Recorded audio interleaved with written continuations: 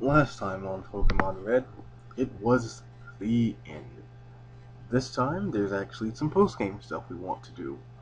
Starting with going through the unknown cave and capturing Mewtwo.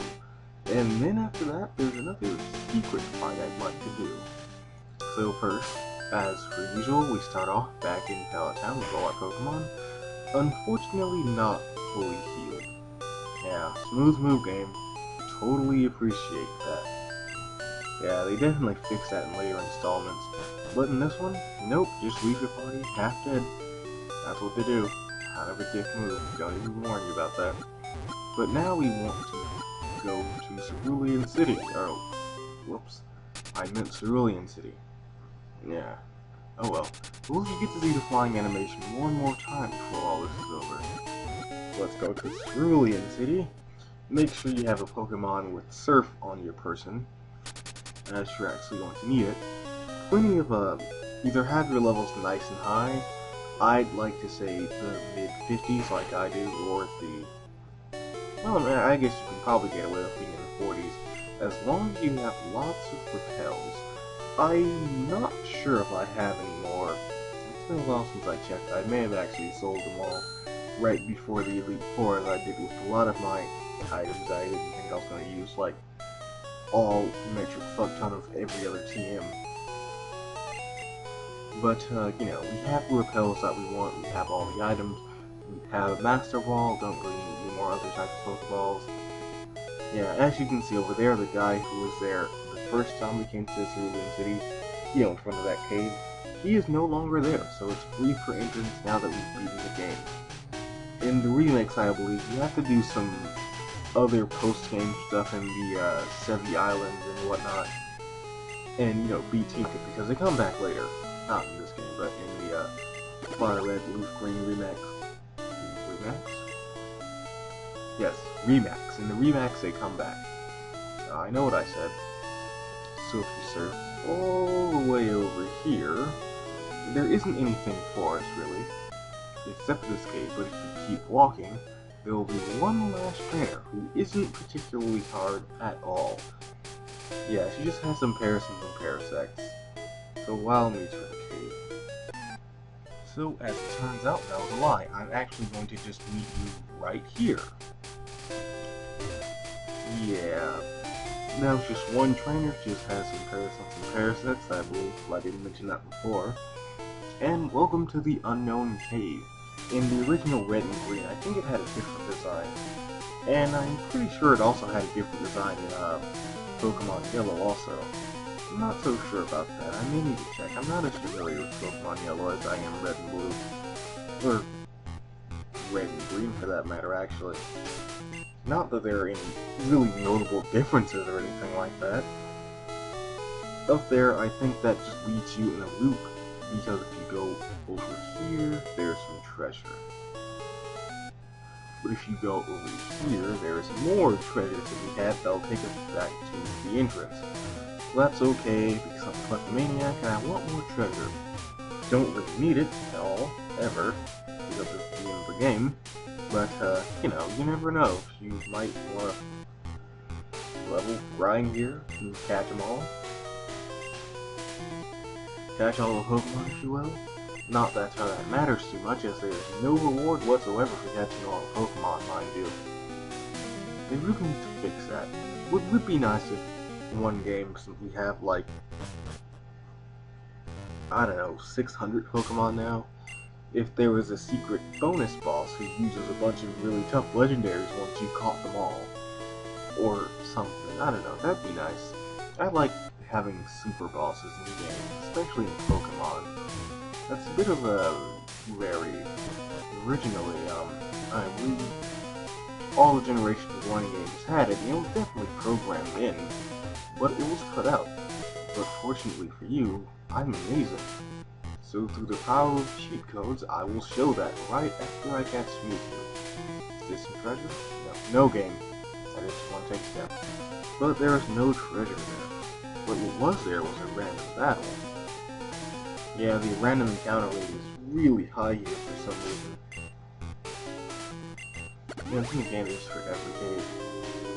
It's a bit of a shame that for the final dungeon with this game's super boss and whatnot, there isn't any real type of, you know, different music. That would have been nice if there was a different music here besides the Team Rocket playing, or the Team Rocket cave music thing.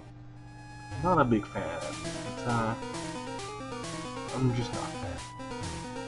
Very monotonous, if you will. But, you know, that's just me. I mean, this was a Game Boy game. I can't really expect it to have too many tracks.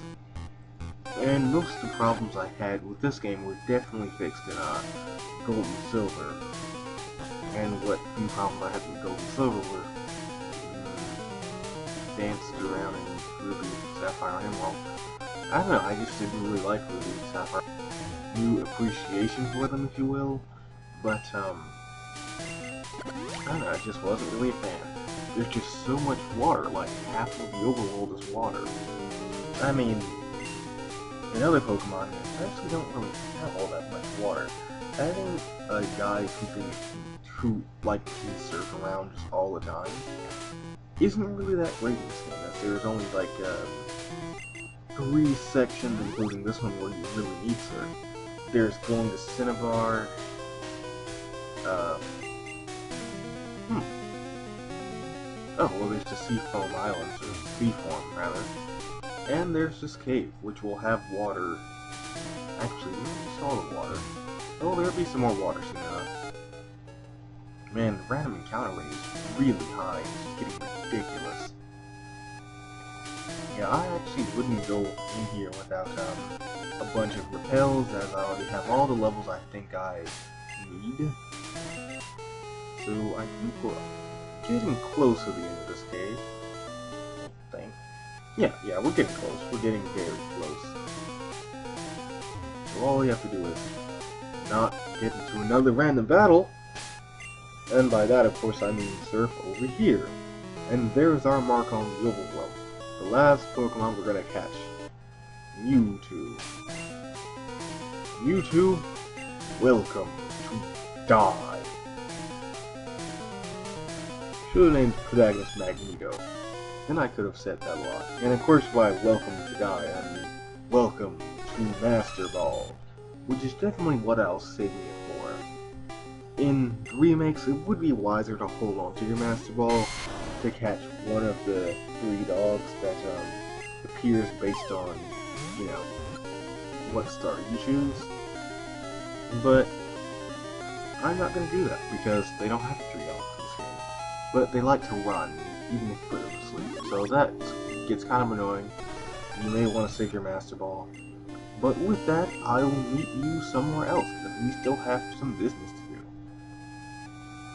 Alright, so as I was mentioning before, there's an extra boss. All you have to do is put in this secret cheat code in the Game Shark, which I'll put in annotations right somewhere, maybe, if I don't forget. Probably gonna forget. Use Google. Professor Oak. He is a very interesting boss. All you have to do is put in the code, apply it, go to an overworld enemy that you have not fought yet, and he will be there.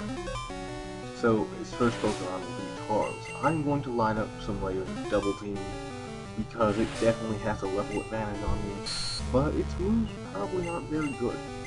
So let's see if we can take it out with one hit. That'd be pretty neat. And not quite. Well, at least I'm still not getting hit. That's always a plus. Yeah, your move is probably just gonna miss, isn't it? Oh, yep. Well, let's see if we can do another boss without getting hit. That'd be pretty neat. Go like, well, actually, I don't think I did too many bosses without getting hit. But, you know, it's always good if I do. And Professor Oak's team is suspiciously similar to Lou's team, minus his starter and, I believe, his Tauros.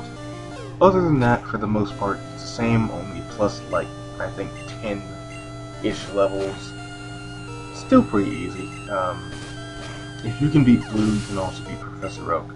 Only, you know, instead of Pidgeot, he has a Tauros, so probably no real problem there. Oh, and he also only has 5 Pokemon. Huh, didn't notice that.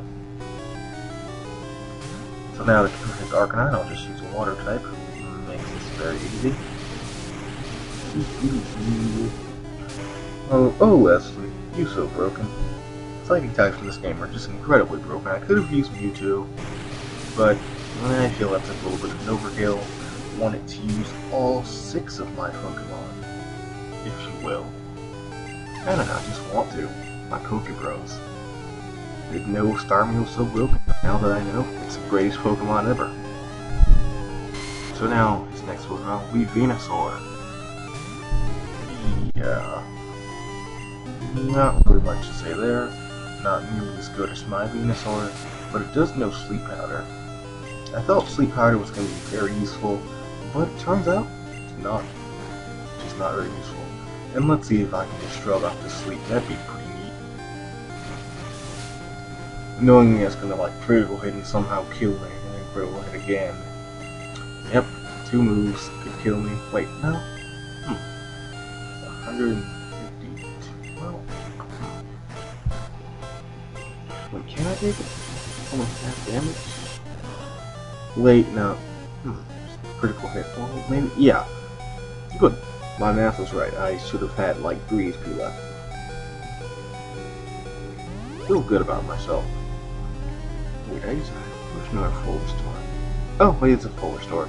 Good. You should have like maybe 5-ish of those. When going against Elite Four, at least I think so. So then you can take care of a nasty status element and something really annoying like that all at the same time.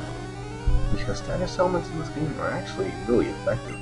I mean, sure, poison isn't for your enemies, but the rest of them, like freeze, which you saw exactly once, will last for a totally random amount of time. It may not even be 5. Now for his last Pokemon, Gyarados, I'm just gonna see if I can get it in one shot. That'd be pretty neat. Although it is on the very high 70 level, but I should be fine. Oh god.